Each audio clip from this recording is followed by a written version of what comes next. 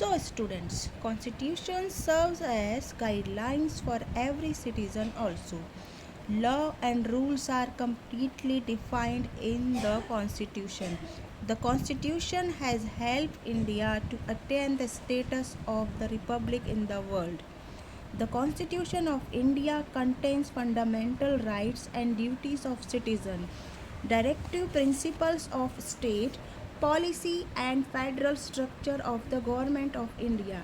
Every policy, authority and duty is explained in the Indian Constitution, making it the longest written constitution in the world.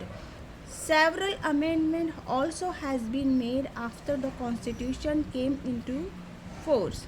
Students, this topic is very vast, but you don't worry, in your higher classes you will read more about the different features of the Indian Constitution and understand more substantively what they mean.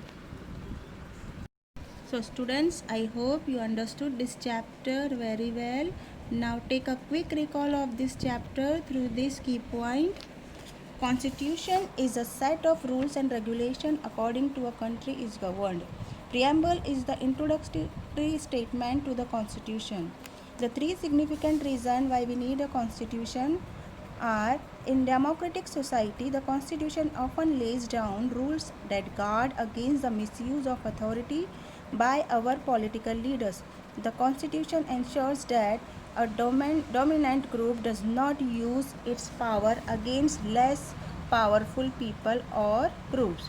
The Constitution helps to protect us against decisions that could have an adverse effect on larger principles that the country believes in.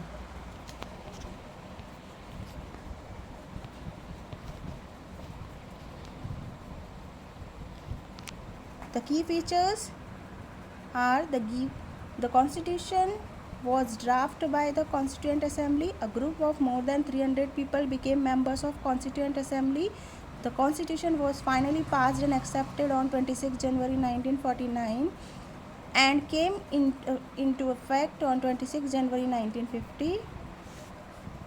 The first key features is federalism. It means the existence more than one level of government, that is central government, state government and panchayat raj. Parliament form of government. The people of India have a direct role in electing their representative. Also, every citizen of country, irrespective of his or her social background, can contest in election. Third feature is separation of power. There are three organs of government. The legislature, referred to elected representative by the people. The executive is a smaller group of people who are responsible for implementing laws and running the government. The judiciary, referred to the system of court in India. Each organ mentioned above act as a check on other organs of government. This ensures the balance of power between all three. Fourth feature is fundamental rights. The Constitution guarantees the rights of individual against the state as well as against the other individual. It also guarantees the right of minority against the majority. The fundamental rights include right to equality, right to freedom, right against exploitation, right to freedom of religion, cultural and educational rights, right to constitutional remedies. The fifth feature is secularism. The meaning of secularism is a state is one in which the state does not officially promote any one religion as state religion. So it was all about the Constitution. Thank you.